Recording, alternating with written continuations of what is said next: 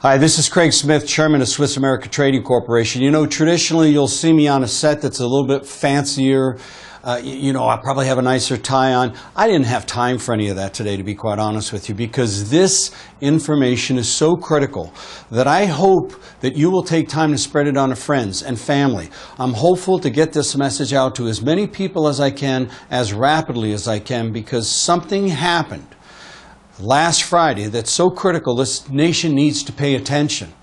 And we normally don't date our videos, but again, this is Monday, March 26th. March 23rd, we had something happen in this nation that, in my opinion, is a day that will live in infamy. And I know we always associate that with Pearl Harbor, but there may be a correlation, quite frankly. Friday, our president, Donald J. Trump, was forced to sign a $1.3 trillion omnibus package, literally sending this government spending on steroids. We now have sent a message to the world and to this country, and especially to every single American, that deficits don't matter anymore. We will burden your children and your grandchildren with future debt, and that let's throw caution to the wind because debts and deficits don't matter anymore. But this was done with a Republican president's signature, the Senate leader's approval, Mitch McConnell, who's a Republican, and the House Speaker, Paul Ryan, who is a Republican. That's right, we have one of the second largest omnibus spending bill in the history of this country. One that would make Barack Obama blush or maybe make him jealous. And we spent this money that we don't have. And we were fearful of a government shutdown. Give me a break. We were told that if we could just get a Republican Congress and we could stop this profligate spending and bring our house back into order and make sure our children and future generations are not burdened with our mistakes. And then we were told, well, we can't just do it with the House, we have to have the Senate. And so you went out and voted by the millions, and you turned the Senate back over to the Republicans, and you made Mitch McConnell their leader and said, now we'll get it stopped. And then they had the audacity to come back to us and say, well, but if we can just get a Republican president, then for sure we can defund Obamacare and stop spending money we don't have. Well, guess what? Friday, March 23rd, the Republicans, not just the Democrats, but the Republicans spent more money than we should have. And we have now jumped off the fiscal cliff. We have now put ourselves past the point of no return. And you wonder why guys like Bill Gates and Ray Dalio and Warren Buffett and the famous investor billionaire Carl Icahn, and I could give you dozens of others, are now saying that they're worried about a crash is because we have thrown caution to the wind. We are a government that's out of control. We spend more money than we bring in now. And I don't care if this economy grows at 3%, 4%, 5%. This government will just continue to spend money. We've increased spending by 13%.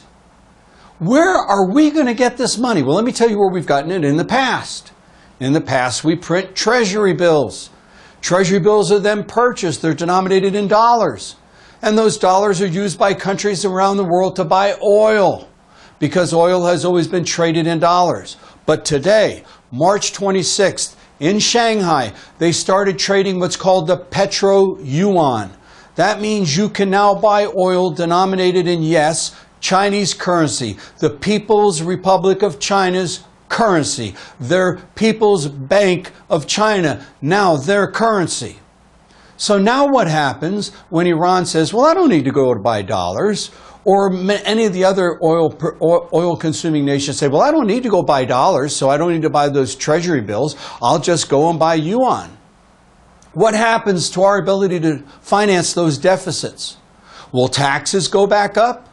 Will inflation start to come back as a direct result of printing presses? The money's got to come from somewhere. And what happens when angry Americans all over this nation that are upset with what happened on Friday, go to the polls in November of 2018 and say, we've had it with the Republicans. They've promised us fiscal austerity. They've promised us to defund Obamacare. They've promised us to hold the line on spending, and they haven't produced. We're going to go back to the Democrats. And next thing you know, you have Nancy Pelosi as the Speaker of the House, and you have Chuck Schumer as the majority leader in the Senate. Then what happens to all the wonderful things that our president has done to roll back regulations, to lower taxes, to stimulate our economy, to bring jobs back to America? What happens then? Let me tell you what happens. Social programs will explode. Entitlement programs will explode, because entitlement programs produce votes, and votes go to the Democrats. The Democrats will control this nation for the next 3-4 decades if we're not very, very careful. And I got to tell you, this is so important for us to consider right now. This would literally be like taking, and I did a little bit of math, by taking every child in this country, every grandchild, and giving them a credit card that had a $200,000 limit on it. And the government went and just charged that credit card Friday, March 23rd. And now when they grow older, they're going to have another $200,000, each one of them, to pay back. Where's that money going to come from? And this is gone beyond the point of no return. We have jumped off a fiscal cliff.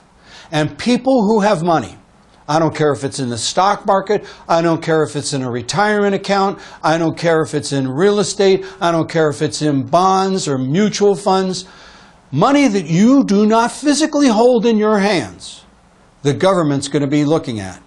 Do you think for one moment that the Democrats would not roll back the tax cuts that Mr. Trump put into place? Do you believe for one moment that the Democrats would not move to raise your taxes, or to allow the central banks to create more quantitative easing and spend more money so that we can continue to finance these forever deficits?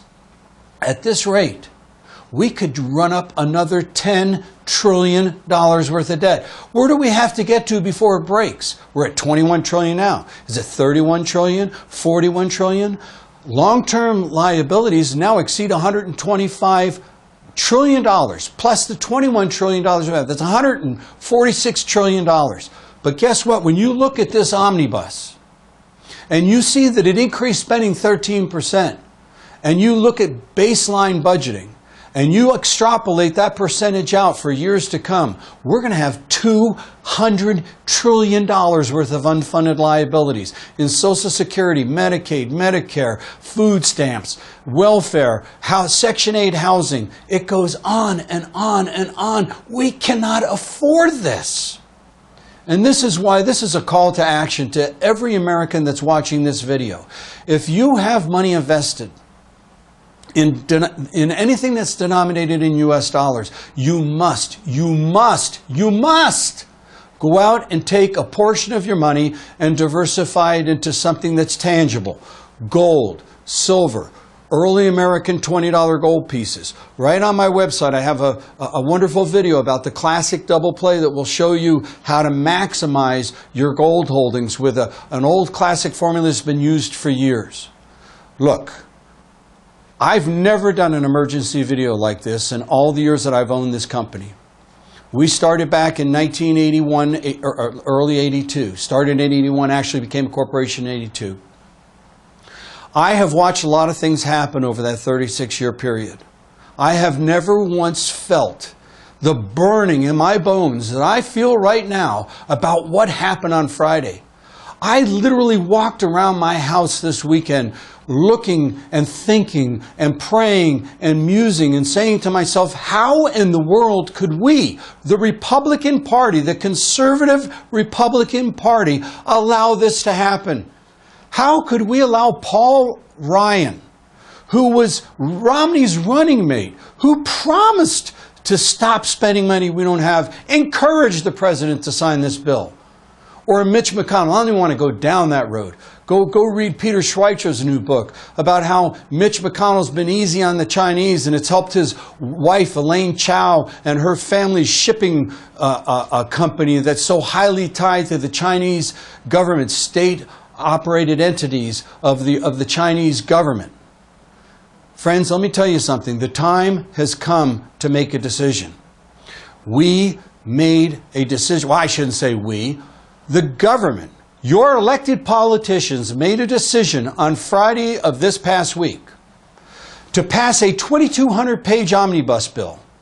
Gave your elected representatives less than 1,000 minutes to read 2,200 pages worth of gobbledygook that does everything from pay for border patrol in Vietnam and Thailand, but does very little to support and protect your border with Mexico. It did a whole lot to fund all kinds of social programs. Oh yes, the good news is our soldiers are going to get a raise. Our veterans are going to be taken care of. We're going to increase military spending $80 billion, which I'm all for because Mr. Obama literally eviscerated our military and our readiness and our ability to be able to protect ourselves. But we should do that because that's the job of the government, is to protect the people, to defend the people. But all the rest of these programs that they crammed in, what in the world is $1 billion to build a tunnel from New Jersey to New York for Mr. Senator Chuck Schumer?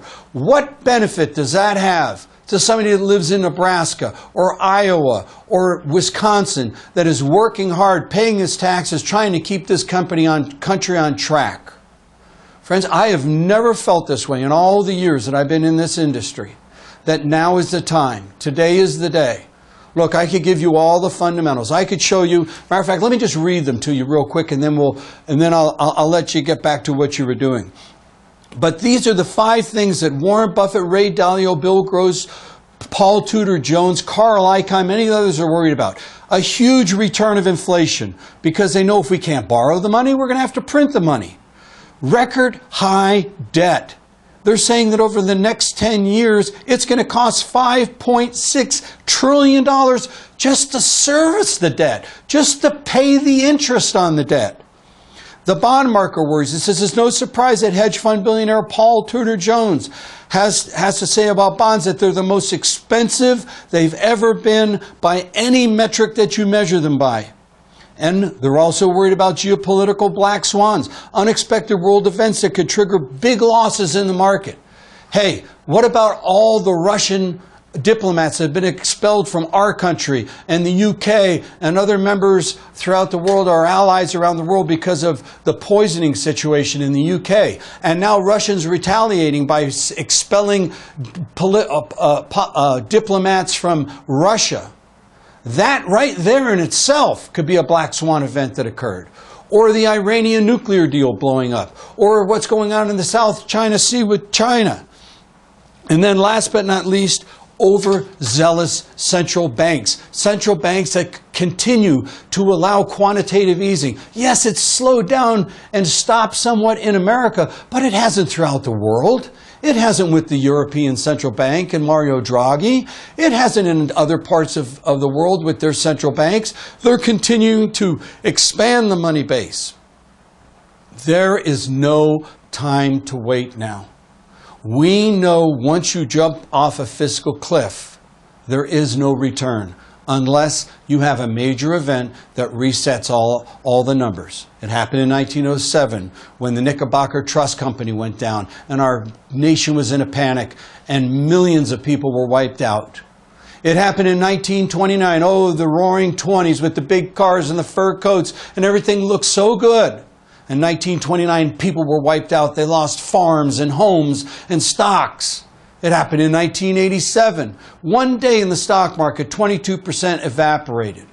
Or what about the $19 trillion worth of wealth that was wiped out in 2008 in the housing crisis and the subprime mortgage crisis?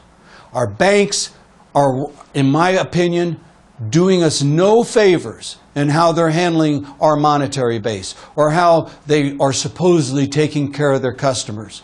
And I just heard as I walked into this studio that there's a major stock brokerage firm that, guess what? You used to have the expected or realized or unrealized returns on your statement, and then they would give you a year to date of what you've made or what you've lost. They're taking that tab off your computer. They don't want you to know where you are year to date. Is that because of market volatility? Because you'd be shook up and maybe take some of that money out of the stock market if you really realized what was happening to your portfolio? So I leave you with this. If we have Republican Congress, Republican Senate, and a Republican president that ends up spending this type of money, where are we headed?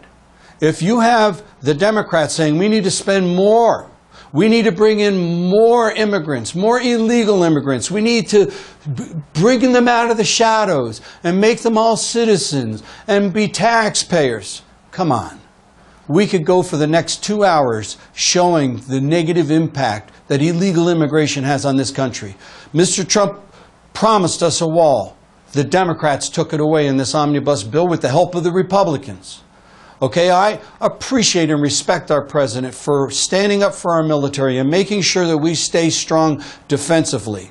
Because with what Mr. Obama's done to our military, we have to be prepared for the unknown right now, especially with China going after all the rare earth minerals like molybdenum that strengthens our steel for battle tanks and so on and so forth. I'm glad we're bringing steel back to America so that we can build our own tanks and our own artillery and so on and so forth if we have to defend this nation. But make no mistake about it, that we told you today, March 26th, that we passed the Rubicon on Friday. We went off the fiscal cliff. There are deficits as far as the eye can see right now. And all I can ask you is this. If you have not taken action to diversify a portion of your portfolio in gold, silver, or coins, what is it going to take?